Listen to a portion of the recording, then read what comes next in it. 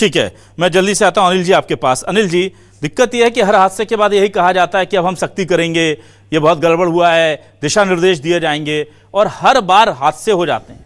अभी वेदांता का हादसा हुआ था, पूरा देश दहला था उस हादसे से। और रायपुर में अगर श्रम विभाग के अधिकारी नहीं देख रहे हैं, भाई जरा हटाइए, रायपुर में अगर श्रम विभाग के अधिकारी नहीं देख रहे हैं कि आपके एसओपीज का पालन हो रहा है या नहीं, मजदूरों के जो नाबालिग बच्चे हैं वो मजदूरी कर रहे हैं, तो फिर कहां देखेंगे? फिर क्या बस्तर में जाके देख रहे हैं? फिर क्या ये दूसरे लोग खदानों में जाकर देख रहे हैं? क्या कहां देखेंगे फिर अगर रायपुर में नहीं देख पा रहे हैं, वो भी वेदांता जैसे बड़े हादसे के बाद अधिकारी नहीं जाकर? मेरा तो ये कहना है सर, अगर आप मेरा साथ दें तो, कि पहला एक्शन तो श्रम विभाग के अधिकारियों पर होना चाहिए, पहले दिन पहली फुर्सत में। जांच वांच तो बाद में, कि नाबालिग पहुंचा कैसे प्लांट के अंदर, बोर्ड लगा होता है बाहर, और बाद में फिर प्रबंधन को आप दोषी ठहराइए, क्योंकि वो तो करेंगे चोरी पैसा बचाने के लिए, पर जिनको चोरी रोकने के लिए बैठाया है वो उनके साथ मिले हुए हैं सर। नहीं, देखिए अभिलाष जी, ये बहुत दुखद दुर्घटना है और ऐसी दुर्घटना होनी ही नहीं चाहिए। सबसे बड़ी बात यह है कि राजधानी से लगा हुआ है उरला क्षेत्र, कोई राजधानी से दूर नहीं है, जंगल में नहीं है, 100 किलोमीटर दूर नहीं है। इसी उरला क्षेत्र में जो है, वहाँ गर्मियों में जो मजदूरों का रहने के लिए स्टील के कंटेनर लगा दिए गए, भट्टियों में रह रहे हैं लोग। और फिर जब मेदांता का इतनी बड़ी दुर्घटना हुई, वहां पर आपने हत्या का जुर्म भी दर्ज कर लिया। क्या किया? एक गिरफ्तारी हुई। आपको इस मामले में भी सीधे सीधे हत्या का जुर्म दर्ज करना चाहिए, क्योंकि इसमें कहीं कोई नियमों का पालन है ही नहीं। तो आप किसी की जान, तो फिर हत्या का तो अपराध ही हटा देना चाहिए। कोई भी किसी की हत्या करे, उसको 30 लाख मुआवजा दे दे, हो गया। अरे किसी की जान की कीमत तय करने वाला, इंसान की जान की कीमत तय करने वाला इंसान कैसे हो सकता है? और आपने कैसे मान लिया कि 30 लाख रुपए में वो एक मजदूर का जो है, वो उसके परिवार का दुख दर्द खत्म हो जाएगा? सीधा सीधा ये जो आपके कहने से मैं सहमत हूं कि उस इलाके का जो भी संबंधित श्रम विभाग का अधिकारी है, उसके खिलाफ भी गैर इरादतन हत्या का जुर्म दर्ज होना चाहिए। सीधी बात। अगर ऐसे कड़े कानून, ऐसे कड़े कार्रवाई नहीं होगी तो ये तो चलते रहेगा। अरे 300 लोगों को तो मार डाला आपने, 300 मजदूरों की जान गई है पिछले 3 सालों में, और कितने चाहिए आपको? और दूसरी बात यह है कि आप, ठीक है, मान लेते हैं कि बहुत दूर जंगल में उद्योग है, वहां आप नहीं जा पा रहे हो, समझ में आता है। ये जो उरला क्षेत्र है, ये पूरे रायपुर के लिए जहर उगलता है, जहर पूरा। कहीं पे भी जो है प्रदूषण नियंत्रण यंत्र कहीं नहीं चलते, कहीं कोई नियमों का पालन नहीं। वो एक अलग नगरी है जो उद्योगपतियों की खुद की नगरी है, वहां उनके कानून है, वहां उनका सिस्टम चलता है, वहां सरकार है ही नहीं। वहां सरकार, अगर सरकार के अधिकारी और सरकार के नुमाइंदे जाते भी होंगे तो अपना हफ्ता वसूली करके आ जाते हैं। अगर ऐसा नहीं होता तो आप बताइए, एक इंडस्ट्री चल रही है और उसमें ना हेलमेट है ना ये तो साधारण सी बात है। अरे एक मजदूर को आप मार डाल रहे हैं और 30 लाख रुपए देके क्या संतुष्ट हो जाओगे आप? 30 लाख रुपए उसके जान की कीमत तय करने वाले आप होते कौन हो? आपको तो सीधे सीधे हत्या का जुर्म दर्ज करना चाहिए, फैक्ट्री प्रबंधन के खिलाफ भी और श्रम विभाग के जिम्मेदार अधिकारियों के खिलाफ भी। ठीक है, चलिए मैं जल्दी से वापस आ जाता हूं धर्मराज महापात्रा जी आपके पास। महापात्रा जी, मैं आपसे ये जानना चाहूंगा, बेसिक एमिनिटीज या बेसिक सिक्योरिटी टूल जो है वो प्रोवाइड किए जाते हैं मजदूरों को, उसकी देखरेख की जिम्मेदारी किसकी होती है? दूसरा, इनके पास बीमा नहीं होता, इनकी सैलरी में कोई पीएफ नहीं कट रहा ताकि ऑन रिकॉर्ड ना है। ठेका श्रमिक के नाम पर, मतलब शोषण कंपनी करे, फिर ठेकेदार करे, और मर जाए तो लाशों को कफन भी ऐसे नसीब नहीं होते। कई बार तो हमने देखा है कि उसको दबा दिया जाता है कि अगर 20 मरे तो 15 दिखा दो। यह भी होता है दूरस्थ के अंचलों में। अगर वहां पर प्रशासन या प्रबंधन या मीडिया की टीम टाइम पे नहीं पहुंचती है, तो जिसका कोई आगे पीछे नहीं है, जो लड़का अकेला रह करके वहां नौकरी कर रहा है, मजदूरी कर रहा है, उसकी बॉडी के साथ क्या होता है सब जानते हैं साहब। तो यह सब खुल्लम खुल्ला चल रहा है, और इतना खुला चल रहा है, किसी अधिकारी पर कभी कार्रवाई नहीं होती। और क्या यह बड़ी वजह है कि किसी जिम्मेदार पर कार्रवाई नहीं होती, इसलिए सब चल रहा है? नहीं, इसका सबसे बड़ा कारण है ये पूरा देश में और प्रदेश में जो है ये चंदा दो धंधा लो का काम है। और उसका नतीजा ये है कि पूरी जो श्रम कानून है उसको पूरी तौर पर नाकारा और पंगु बना दिया गया। यही तो सवाल है। अनिल पुष्कर जी ने जायज सवाल उठाया ना। आपने जो हत्या का जुर्म दर्ज किया दबाव में, लेकिन क्यों फिर अनिल अग्रवाल की गिरफ्तारी नहीं हुई? वेदांता के मालिक की क्यों जो है वेदांता के ऊपरी अधिकारियों की अब तक कोई गिरफ्तारियां नहीं हुई? दूसरी बात है, छत्तीसगढ़ के अंदर एक विभाग है औद्योगिक सुरक्षा और स्वास्थ्य विभाग। इतनी सारी घटनाएं हुई, आपने कभी सुना किसी इंडस्ट्रियल सेफ्टी के अफसर पर कोई कार्रवाई हुई? इतनी सारी दुर्घटना हो रही है। आपने सुना कभी किसी लेबर डिपार्टमेंट के आदमी पर कोई कार्रवाई हुई? कहां है लेबर मिनिस्टर? वही इंडस्ट्री मिनिस्टर है। कहां है मंत्री? कोई जवाबदेही नहीं है ना। ये जो हो रहा है, आपने कहा कि वहां जूते, ये सुरक्षा, एक तो सबसे बड़ा नियम ये है, कोई भी जो है स्थायी प्रकृति का काम किसी ठेका मजदूर से नहीं कराया जा सकता। हकीकत क्या है? क्यों? क्योंकि स्थायी प्रकृति के काम के लिए कुशल श्रेणी के कामगार की आवश्यकता है।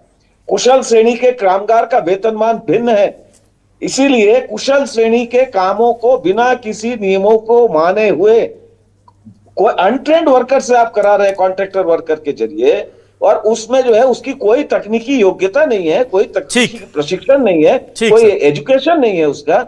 आप अनस्किल वर्कर से अगर स्किल का काम कराओगे और उसके बाद जो दुर्घटना होगी तो उसके बाद आप कहोगे कि इसकी जांच होगी। ये पहले क्यों हुआ? यही तो हमारा सवाल है। उसका सबसे बड़ा कारण है ये जो सवाल आप उठा रहे हैं ना, छत्तीसगढ़ के अंदर पूरी लेबर डिपार्टमेंट को पंगु बना दिया गया। और अभी जो नया लेबर कोड बनाया गया है, आपको अगर ये मैं बताऊंगा तो आप आश्चर्यचकित होंगे इस बात पर। लेबर इंस्पेक्टर की जो प्रणाली थी, जिसमें जो जांच की, निगरानी की जो व्यवस्था थी, उसको समाप्त कर दिया गया। अब ये है कि कोई भी लेबर इंस्पेक्टर जो है लेबर कमिश्नर के परमिशन के बिना इंडस्ट्री में जांच में नहीं जाएगा। क्यों नहीं जाएगा भाई?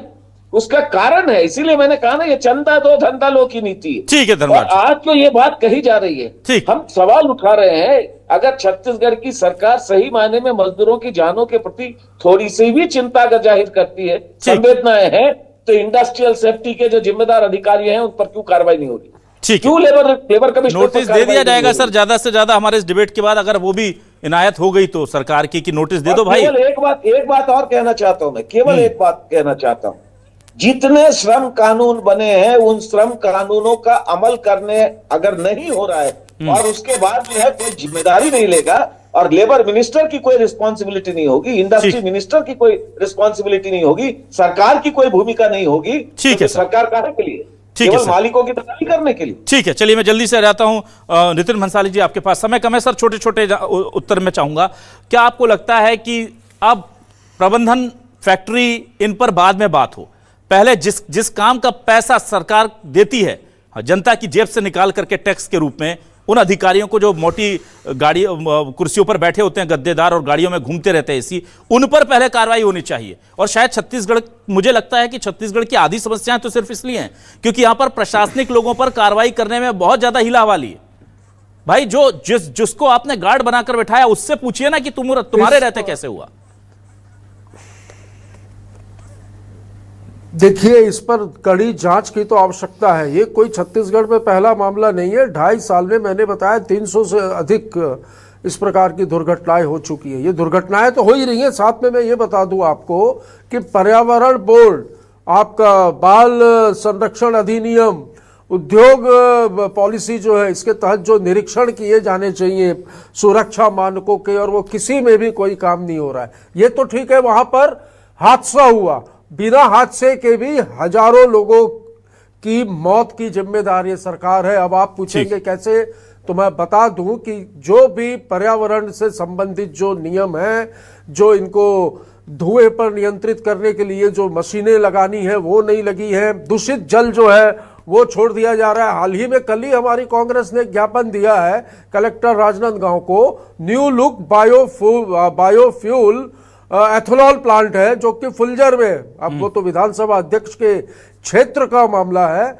वहां पर लगातार आंदोलन चल रहा है। वहां पर चिमनी से लगातार काला धुआं निकल रहा है और दूषित पानी जो है वो नालियों के माध्यम से किसानों के खेतों तक जा रहा है। फेफड़ों में जहरीला धुआं भर रहा है। एक नियम होता है, जो पावर प्लांट लगे, एथेनॉल प्लांट लगे, CO2 प्लांट लगाना उसको अनिवार्य होता है, वो तक नहीं लगा है। तो ये एक उदाहरण है, और ये यदि इस पर कार्रवाई नहीं की गई तो इस प्रकार के हादसे तो जो है लापरवाहियों की वजह से होंगे। पर ये जो हत्याएं हो रही हैं, जो इंडस्ट्रीज से निकले हुए काले धुएं से और दूषित जल से, इसकी जिम्मेदारी भी सरकार की है। ये जो धीमी मौत है, इस पर तो क्या ही बात करें। जब हम चिथड़े पड़े देखते हैं हम, और उसके बाद भी हमारा दिल अगर नहीं पसीज रहा प्रशासनिक अधिकारियों का, तो ये तो धीरे धीरे मर रहे हैं। ऐसे तो देश में बेचारे कितने लोग मर रहे हैं, उस पर तो क्या ही उम्मीद की जाए जब आत्मा वो तस्वीरें देख करके नहीं झकझोर पा रही हमें। शताब्दी जी, मैं आपके पास आता हूं। शताब्दी जी, एक बहुत महत्वपूर्ण सवाल मैं आपसे करूंगा। जब भी कोई matter of conflict of interest होता है तो उसको बड़ा गंभीरता से लिया जाता है। लेबर मिनिस्टर का काम होता है लेबर्स के हितों की रक्षा करना, लेबर्स की समस्याओं को दूर करना, और लेबर मिनिस्टर का काम होता है जब जहां जरूरत हो उनके साथ खड़े होना। आपने लेबर मिनिस्टर और इंडस्ट्री मिनिस्टर एक बना दिया। इंडस्ट्री मिनिस्टर का काम क्या होता है? बेसिक तौर पर इंडस्ट्री को बढ़ावा देना, उद्योगों को सहायता करना, उद्योगों के लिए करना। मैं ये नहीं कह रहा कि आपने बनाया, ये सिस्टम चला रहा है। आप लोगों ने इतने संविधान संशोधन कर दिए, इतने पुराने खराब सिस्टम कह करके उनको बदल दिया। मुझे बताइए, ये इससे बड़ा, ये बहुत अच्छी बात कही हमारे गेस्ट ने आज, कि इससे बड़ा कॉन्फ्लिक्ट ऑफ इंटरेस्ट क्या होगा कि अगर आप उद्योग मंत्री को लेबर मिनिस्टर बनाकर रखेंगे तो भाई उसको तो पता है ना मुझे किसकी तरफ बोलना है। जब बात आएगी लेबर की तो लेबर की तरफ बोलूंगा तो उद्योगपति नाराज हो जाएगा। तो आपने तो खुद ही उस आदमी को पंगु बनाकर रखा है। आपने तो सीधे तौर पर मैं कह दूं कि बिल्ली को और चूहे को एक साथ रख दिया है। तो क्या होगा फिर? चूहे की मौत होगी ना। तो आपको लगता नहीं है कि इस मामले में थोड़ा एक अलग से जो पूरा विभाग था जिसको धीरे धीरे करके लगभग शून्य कर दिया गया है, संवेदनहीनता के मामले में भी और सक्रियता के मामले में भी, जो आरोप धर्मराज महापात्रा जी लगा रहे हैं लेबर लॉ को हमारे पंगु बना करके, क्या आपको लगता नहीं कि उनसे पूछा जाए कि भाई आप सिर्फ उद्योगों के लिए हैं क्या? श्रम विभाग के लोगों के लिए क्या करेंगे आप? अभिलाष जी, मैं आपकी इस बात से सहमत इसलिए नहीं हूं क्योंकि सरकार ऐसा क्यों करेगी? सरकार ऐसा क्यों करेगी कि अपने प्रदेश के श्रमिकों के प्रति मुख्य जो उद्योग मंत्री है, जो श्रम मंत्री है, उनको पंगु बनाकर रख दे? निश्चित रूप से भारतीय जनता पार्टी की सरकार ऐसे श्रमिकों की सुरक्षा के लिए सारे कदम उठाती है। औद्योगिक स्वास्थ्य एवं सुरक्षा संचालनालय को जैसे ही सरकार हमारी आई, हमने एक्टिव किया है। जोखिम आधारित निरीक्षण प्रणाली लागू की गई है, रैंडम निरीक्षण होते हैं। उसके बाद भी इस प्रकार की घटनाएं हमारे लिए एक बहुत बड़ी चुनौती है। न फिर केवल ये हमारे हादसे लिए, क्यों हो रहे हैं? सभी सरकारों के लिए ये चुनौती है। और जिस प्रकार की बात आज कांग्रेस के लोग कह रहे हैं कि काला धुआं और इस प्रकार की, तो हम तो बचपन से बड़े हुए हैं इस काले धुएं संबंधित या अन्य ठीक है, ना बोलने दीजिए सर। नितिन जी, समय खत्म हो रहा, बोलने दीजिए। नितिन जी बोलने दीजिए, समय खत्म हो रहा, प्लीज। इसको जो है शताब्दी जी को बोलने दीजिए। नितिन जी बहुत ओवरशूट कर गए। नितिन जी प्लीज, नितिन जी बोलने दीजिए। इस प्रकार से एक दूसरे के ऊपर आरोप प्रत्यारोप न करके, निश्चित रूप से महापात्र जी ने सही कहा, अनिल कोसत्कर जी ने सही कहा, आप भी सही कह रहे हैं अभिलाष जी, कि आने वाले समय में हमको ये ध्यान देना चाहिए कि श्रमिकों के साथ इस प्रकार की लापरवाही मैडम हर हादसे के बाद तो बैठते हैं हम आपके साथ। मैडम हर हादसे के बाद बैठते हैं और हर उससे बड़ी लापरवाहियां निकल कर आ जाती। वेदांता के बाद भी यही सब बातें। लेकिन देखिए, क्या सरकार चाहेगी? क्या हमारी ना आप नहीं चाहेंगे? नहीं, आपके चाहने से नहीं होता ना, आपको करना होता है। आप चाहते हैं कि हादसे ना हो, लेकिन आप करते नहीं है कि हादसे ना हो। मैं ये कह रहा हूं कि आप अपने श्रम विभाग को जिम्मेदारी तय कीजिए। स्वीकार नहीं करूंगी क्योंकि सरकार की ओर से सारे प्रयास किए गए हैं, सारे कदम तो प्रयासों में कमी है। आपको बताया। फिर शताब्दी जी, मान लीजिए अगर सारे प्रयास कर लिए तो आपके प्रयासों में कमी है, फिर ये स्वीकार कर लीजिए अगर आपने सारे प्रयास। चलिए मैं जल्दी से अनिल जी के पास आता हूं। अनिल जी, बहुत कम समय दे पाऊंगा आपको, 1 मिनट। अनिल जी के पास आ जाते हैं। ना कांग्रेस के समय भी मैं तो कह ही नहीं रहा हूं कि आपके समय में ज्यादा, या मैं शहीदों की गिनती थोड़ी कर रहा हूं कि मेरे कितने मजदूर भाई उस समय मर गए थे और ये कम मरे थे। मैं ये कह रहा हूं कि अगर आप प्रयास कर रहे हैं और आप मान रहे हैं कि हादसे हो रहे हैं, तो फिर ये स्वीकार कर लीजिए कि हमारे प्रयासों में कमी है। ये स्वीकार करने की हिम्मत होनी चाहिए और सुधारना पड़ेगा। ठीक है, चलिए, अच्छी बात है। समझ में आ गया। अनिल जी, आपके पास बहुत कम समय दे पाऊंगा sir. Final comment Anil ji. 2.5 साल में 300 जाने चली गई। ठीक है नितिन जी बस हो गया। विवरण नहीं है। ठीक है, विवरण प्रस्तुत नहीं कर सकेंगे। 300 अभी 150 से 300 पे आ गई कांग्रेस। ठीक है, अभी तक 150। ना शताब्दी जी, विवरण तो श्रम विभाग को देना चाहिए कि प्रदेश में कितने मामले श्रमिक हैं। चलिए बोलिए अनिल जी। नहीं नितिन जी, इस प्रकार से आंकड़े करने की बजाय विवरण दीजिए, कहाँ किस प्रकार की ऐसी घटना हुई। ठीक है, शताब्दी जी हो गया। शताब्दी जी हो गया। चलिए अनिल जी बोल रहे हैं सर। हाँ बोलिए। आप क्या करेंगे? ये तो मामला घटा है कल जो। ना नितिन जी, ऐसे नहीं होता सर। आप लोग बोले जा रहे हैं सर, दूसरे मेहमानों को भी बोलने दीजिए ना। नितिन जी प्लीज सर, ऐसे नहीं सर, मेरे लिए वो भी सम्माननीय है सर, आप समझिए। बोलिए अनिल जी। मेरा ये कहना है कि ठीक है, आपसे चूक हुई, कांग्रेस और भाजपा की बात नहीं है, प्रशासन की बात है। सरकारी जो अमला है, जो अधिकारी है, वो किस लिए है? आपका इतना बड़ा अमला है, वो किस लिए है? और सबसे बड़ी बात यह है कि राजधानी से लगा है, 10 किलोमीटर की दूरी पे अगर औद्योगिक क्षेत्र है, अगर वहां आप निरीक्षण नहीं कर सकते तो जंगलों में जो लगे उद्योग, उसका क्या करते होगे आप? दूसरे जिलों में जो है, दूसरे जो ग्रामीण क्षेत्रों में उद्योग लगे, उसका क्या करते हो आप? शहर से लगा, राजधानी से लगा, अगर राजधानी से अगर हेलीकॉप्टर मुख्यमंत्री का रोज उड़ता है तो उनको रोज दिखता होगा काले धुएं का बादल वहां पर। पूरे शहर को जो है जहर का वो खिला रहे हैं, जहरीली हवा पिला रहे हैं, जहरीले धुआं खिला रहे हैं। और उसके बाद सबसे बड़ी बात यह है कि 3 आदमी के मर जाने के बाद भी अगर आपको होश नहीं आ रहा है, 24 आदमी पहले वेदांता में मरे तब आपको होश नहीं आया, आप सिर्फ खाना पूर्ति करते। जांच का क्या मतलब होता है? आप अपराध क्यों नहीं दर्ज कर रहे? अपराध दर्ज करने के साथ साथ गिरफ्तारी कीजिए। अगर आप एक गिरफ्तारी करते हैं तो थोड़ा बहुत तो अंकुश लगेगा। आप गिरफ्तारी भी नहीं कर सकते, आप तो फिर बंद कर दीजिए ना, आप छोड़ दीजिए उद्योगों के हाथ में। अरे आप ये भी नहीं देख रहे हैं कि मजदूर वहां किस कंडीशन में मजदूरी कर रहा है, ना हेलमेट, ना जूते, ना ग्लव्स, और स्टील का वो काम कर रहा है। ये कोई तरीका नहीं होता। इसको आपको, ये सरकार की गंभीर चूक है, इसको मानना पड़ेगा। ये औद्योगिक विभाग की, श्रम विभाग की गंभीर चूक है, इसको मानना पड़ेगा। और इस मामले में हत्या के जुर्म से कम दर्ज नहीं होना चाहिए, इससे कम कोई बात नहीं होनी चाहिए। दिक्कत यह है कि इस देश में बेरोजगारी इतनी है, सरकारें माने या ना माने, कि आप नर्क जैसी जगह में भी अगर काम निकाल कर एक एडवर्टीजमेंट लगा देना तो उसके सामने भी भीड़ लग जाएगी कि भाई हमें नौकरी दे। उदाहरण नोएडा है। नोएडा नहीं, पूरा देश है सर, पूरा देश है। कहां नहीं है बेरोजगारी का?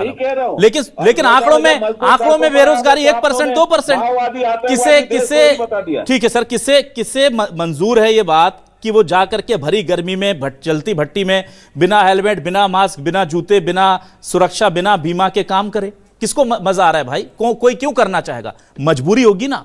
एक शेर कहा है कि बच्चों का मुस्तकबिल सोने नहीं देता, वरना कब कोई भरी धूप में घर से निकलता है। और इन मजदूरों की हालत तो ऐसी है कि चारपाई सांप से बचाती है माना, लेकिन जब वक्त बुरा हो तो वो छप्पर से निकलता है। कभी ब्लास्ट में मर जाते हैं, कभी चिमनी गिर जाती है, कभी किसी हादसे में भट्टी में गिर जाते हैं।